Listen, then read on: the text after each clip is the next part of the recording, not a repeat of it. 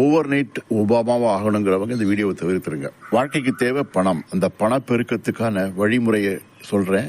அது உங்க மனப்பான்மை தான். அந்த மனப்பான்மை வருவதற்கு 3 வார்த்தைகள் நீங்க சொல்லணும். அதை சொல்லும் பொழுது சந்தோஷமா சொல்லுங்க. இயந்திரகதியா சொன்னாலும் தப்பு கிடையாது.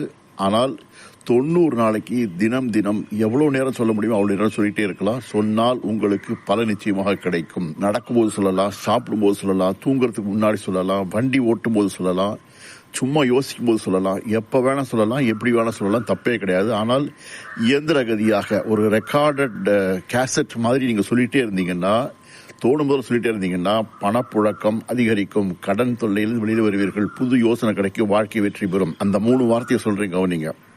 வெற்றி, செல்வம், வளமை. Success, wealth, prosperity.